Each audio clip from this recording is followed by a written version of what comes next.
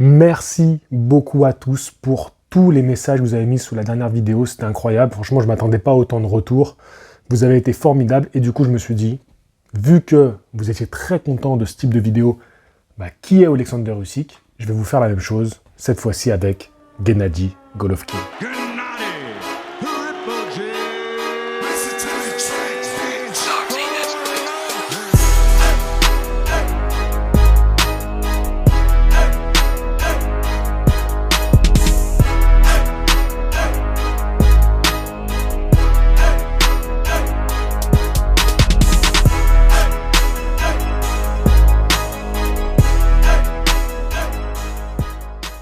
Gennady Golovkin est né le 8 avril 1982 à Karaganda, au Kazakhstan. Son palmarès amateur est d'environ 350 combats et il aurait moins de 10 défaites. En 2000, il devient champion du monde chez les juniors et en 2003, il va confirmer ça chez les seniors en devenant champion du monde en Thaïlande.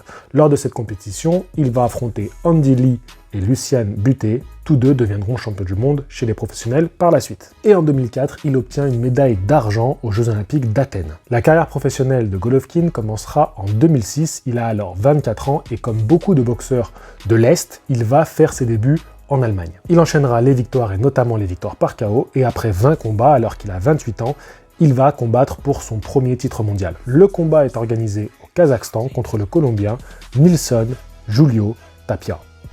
Il remporte ce combat par KO. Il devient alors le nouveau champion WBA World.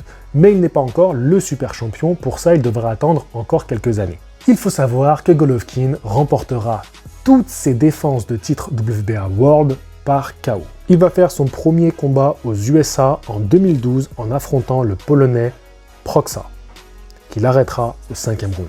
Et ensuite, Golovkin débarque dans la ville de la boxe, New York, où il va affronter Gabriel Rosado. Il a alors 27 ans et il est le profil parfait pour donner un très beau spectacle de boxe au public new-yorkais. Rosado ne tiendra pas plus de 7 rounds contre les terribles Kazakhs.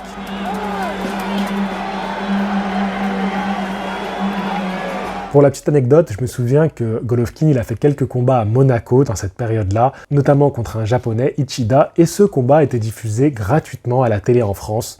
Bon, c'était une autre époque et puis c'était des horaires bien plus acceptables. Fin d'année 2013, il se débarrasse en 8 rounds de Curtis Stevens, encore à New York. Autant vous dire que le style du Kazakh est un plaisir pour les fans de boxe. Il avance, il cogne dur et il finit les combats avec des KO mémorables. Nous voilà donc en 2014. Il affronte Daniel Gill pour le titre WBA Super World. Il suffira de 3 rounds à Golovkin pour devenir champion WBA. Il a alors 32 ans et il est invaincu en 30 combats. La machine est lancée et il semble très difficile de l'arrêter. Il va enchaîner les victimes. Le Mexicain Marco Antonio Rubio, KO round 2. L'Anglais Martin Murray, KO round 11.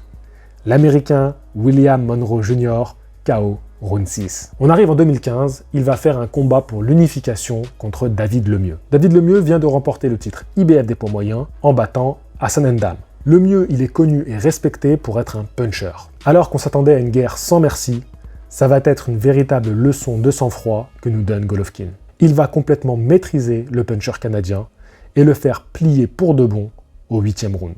Golovkin a 33 ans, il détient 2 ceintures de champion du monde, il a 34 victoires, 30 remportés par KO. Et ça continue, il va battre par KO 2 invaincus, Dominic Wade et Kell Brook. Ce dernier était alors champion IBF des poids Walter, et il a eu l'audace de sauter 2 catégories pour défier Golovkin. Il faut savoir que pour ce combat-là, il y avait en jeu la ceinture WBC World. On est en 2017 et Golovkin détient 3 ceintures de champion du monde chez les poids moyens. Mais surtout, il est sur une série de 23 victoires avant la limite. C'est incroyable. Donc il faut savoir que tous les combats de Golovkin, titres en jeu, même des titres mineurs, il les a gagnés avant la limite. Son prochain adversaire est Daniel Jacobs. Ce dernier, en 2015, avait marqué les esprits de la boxe en battant par KO dès le premier round le champion Peter Quillin.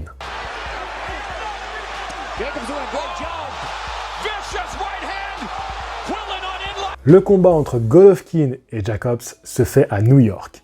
Et Jacobs va être le tout premier à tenir la distance. Il va aller jusqu'à la décision des juges. Il va tenir 12 rounds. C'est le premier boxeur à faire 12 rounds sur le ring avec Golovkin, car les autres combats qui étaient allés à la décision étaient des combats en 8 rounds, des combats plus courts.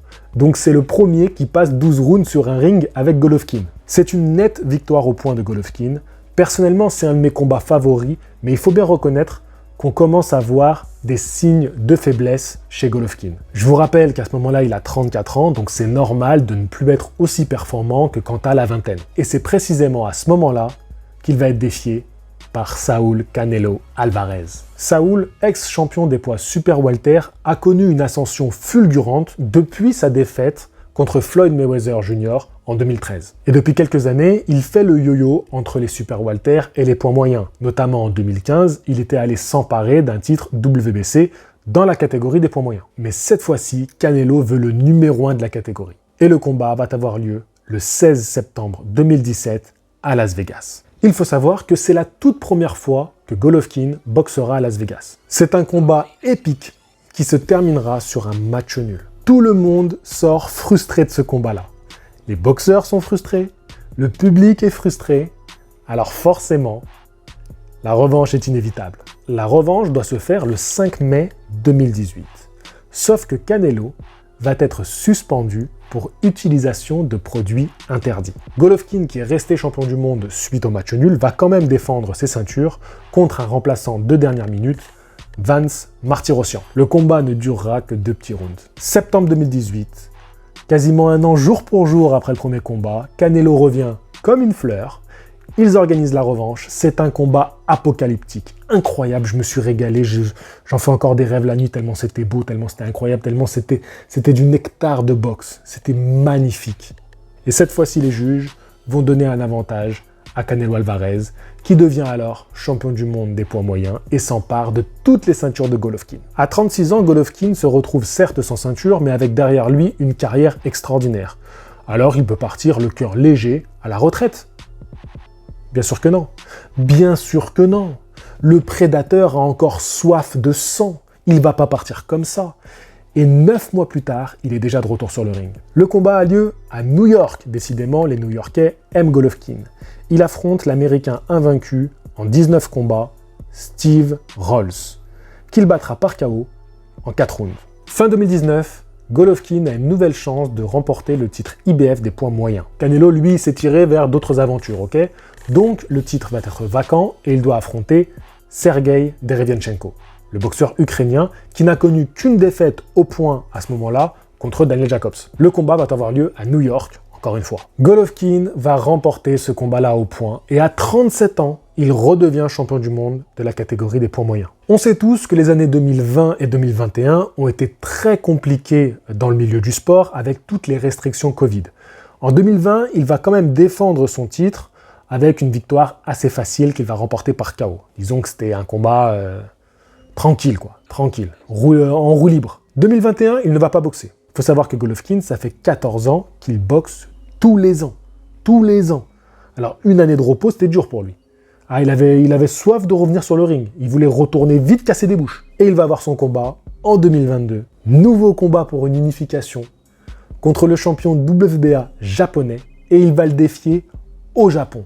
Il affronte Ryota Murata. Golovkin a 40 ans et dans un combat très dur avec 2 boxeurs qui n'ont pas l'habitude de boxer en reculant, c'est finalement Golovkin, le Kazakh, qui va faire céder le Japonais au 9e round. Not on his big night. Hard right hand from Golovkin and Murata goes down. Golovkin est à nouveau champion unifié des poids moyens. Dans 15 jours, le 17 septembre pour être précis, Golovkin, pour la première fois de sa carrière, va monter dans la catégorie supérieure. Il retrouvera son pire ennemi, Canelo Alvarez, qui est le champion unifié des super moyens. Donc Golovkin ne sera pas dans sa catégorie de prédilection. En plus, vous le savez, il a passé les 40 ans, alors que Saúl, lui, a 32 ans. Et il fait un parcours sans faute chez les super moyens. Il est allé ravir toutes les ceintures, de manière tellement impressionnante que ça semblait trop facile pour lui. Mais voilà, vous le savez aussi, Canelo est resté sur un échec. Il a tenté de monter chez les mi-lourds, d'affronter Bivol, de s'emparer de la ceinture WBA, et ça a été un manqué total. Et ça, tout le monde est au courant. Canelo finito, hein, vous le savez bien, on a bien rigolé sur ça. Et ça a beaucoup perturbé les plans du petit Mexicain. Ça l'a beaucoup énervé. Ah, il est fâché, le rouquin. Et pour en rajouter une couche, il faut savoir que Canelo ne peut pas être fier de sa victoire sur Golovkin, car pour beaucoup de fans, il n'a pas vraiment gagné ce combat. Et le vrai champion reste Golovkin. Alors ce contexte rendra-t-il Canelo encore plus dangereux, ou cela peut-il le sortir de son combat? Une chose est sûre, Golovkin n'a plus rien à prouver. Golovkin n'a rien à perdre. Et Golovkin peut réaliser un exploit monumental en battant Canelo. Pour finir cette vidéo, il faut savoir que Golovkin a des origines coréennes du côté de sa mère. Il faut savoir que Bivol a des origines coréennes du côté de sa mère. Vous y voyez pas un petit signe là les gars? Un petit alignement des planètes? Et même, je vais vous dire, quelque chose que très peu de gens sont en courant. Floyd Mayweather a des origines coréennes du côté de sa mère. Non, c'est pas vrai. Non, c'est complètement faux ça. Non. Mais pour Golovkin et pour Bivol, c'est vrai, d'accord? C'est pas une blague. Voilà, c'était juste pour finir sur un petit point commun entre ces deux boxeurs, c'est tout. Il n'y a rien de plus que ça. Allez, je vous dis à la prochaine. Abonnez-vous. Je vous dis à la prochaine. Fighting!